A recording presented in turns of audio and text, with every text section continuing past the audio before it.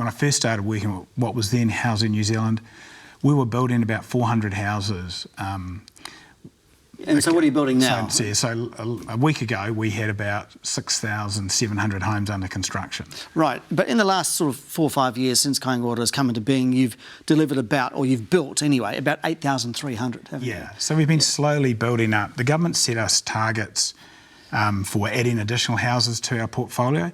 We've also got about 70,000 houses that predated these new houses being built. Yeah, and you've got to refurbish 51,000 of those. Yeah. So a huge renewal program for us, and we're looking over the next 10 to 13 years to complete that renewal program on top of adding extra homes to our portfolio. So the question is, are you on track? Are you on track for the renewal? So we are. So the focus at the moment is on adding to our portfolio. So every year we would anticipate about 4,000 to 5,000 homes being built or renewed for the next 10 or so years. Now that's a kind of a measured program of construction. Yeah. There are some complexities. We have about 98.5% occupancy of our existing homes. So it makes it tricky with the tenants. We've got to sequence it really well. But that 51,000, I mean, are you really thinking that you're going to get those refurbished by 2035? Yeah, well, this year just or are gone, people going to be left out in the cold, or in cold, damp houses? This year just gone, we've completed almost 3,000 homes, despite the floods and the cyclones and all of those things, and refurbished nearly 750 homes. So our program's in place, it's working. For the coming year, we think we will complete around 5,000 homes, plus we'll refurbish another 750. In terms of your track record of where we're up to now, would you acknowledge that it's been slow and costly? No, I don't think it has been. And these are your figures, 2 years from design to completing a build. And the private industry says that's about 12 months for them. Yeah, well, so if they look at when they get an address to when it's completed, we're about average for the sector. So you're average. Yeah. So you refute the idea that it's taken too long. Absolutely. Absolutely. Okay, I have been talking to another large building company, and they say, and we're just going to take one example because I know you build a variety of homes, but its equivalent 3-level walk-up builds are 30 to 50% cheaper than yours at about $270,000 per unit. Okay. Would you accept that? I mean, do you know what your unit price is for something like that? Yeah, so for a 3-level walk-up, I mean, there's a whole lot of things that go in here. You're not necessarily comparing apples with apples. So the homes we build, for example, are between 10 and 15% bigger than other people would build. So when you're looking at the market, they're building a home to sell. We're building a home that's going to last us for hopefully 70 or 80 years and earn us rental income over the course of that build. So the durability, the size, the specifications we have, the additional common spaces, for example, that we'll put into our builds. For example, we've just completed a build in Mangere. We've built the first passive houses. So what we've done is we've gone in there and we've tried to make the houses as thermally efficient as possible. The idea being that our customers won't have to spend a whole lot of money on energy. Right. Near they're down to $1 a day for Okay, so I understand that. So you're saying that the quality of your build or the longevity of your build is better than what the private sector is delivering? So I'd say it's different, and we spec up our houses differently, which is why when we build homes, they may well cost more, like 10% more, but they are built differently, bigger, as I say, and with different specifications. Okay, so for the first time, you've given us your average cost per square metre. It's the first time I've come across this. It's $3,462 per square metre plus GST. That figure's been requested many times by politicians in Parliament. Why has it taken so long to bring that out, to reveal that? When we've asked to provide the figure, we provided the figure. Right. Has this figure been reviewed by independent quantity surveyors to say that this is the sort of, the accurate amount? Yeah, so we employ quantity surveyors and they will have produced those figures for us. On a lot of our projects, again, as I said to you, we have procured via the private sector people to do our works, and they'll provide those cost estimates and the confirmation of the construction costs. This figure is for the last 6 months. Yeah.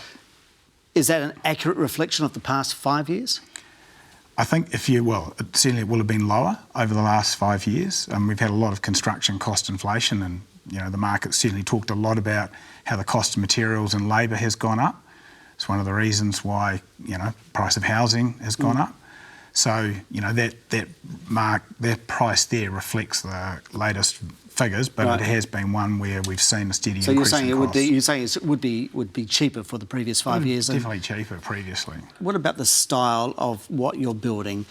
Often the criticism is that it's more like a juvenile detention centre rather than an upscale sort of apartment block. I mean, what do you say to that? I mean, surely you can prioritise the substance and the quality and the style.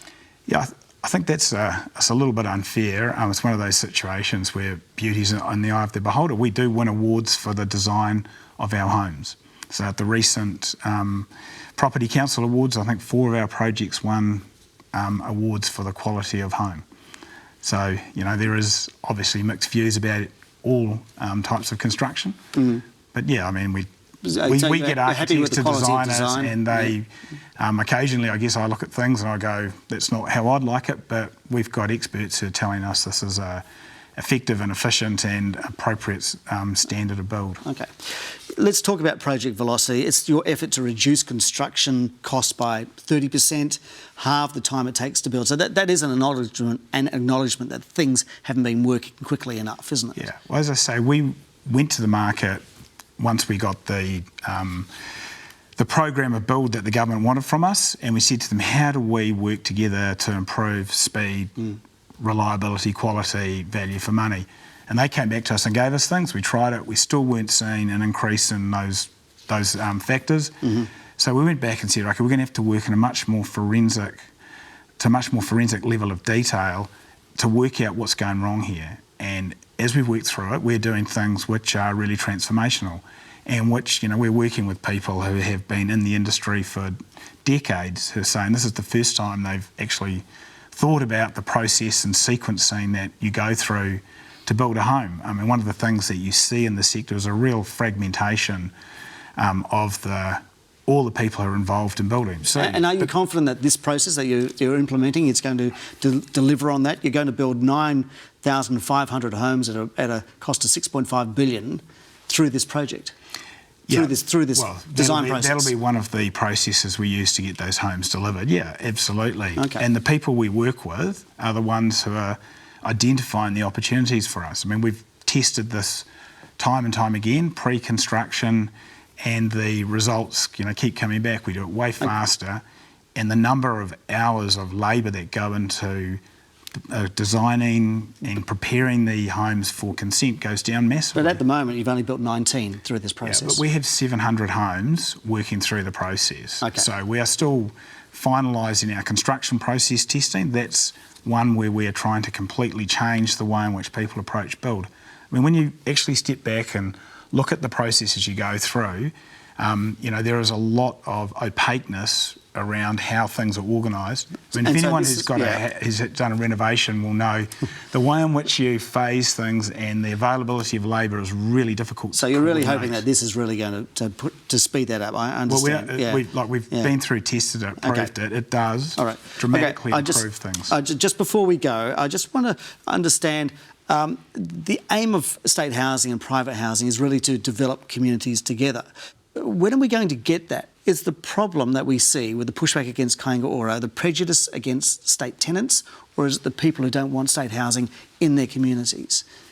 I don't know what the difference between the two is. Well, there's always NIMBYism, right? There's a lot of people who push back against Kainga coming in. The other's what they do.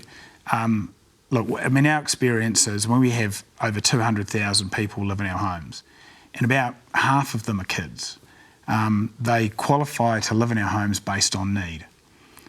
So the government says these people are the most needy at the moment, can you house them, and we want to support them in this manner. And our responsibility is to try to keep them housed. Nobody wants homeless people.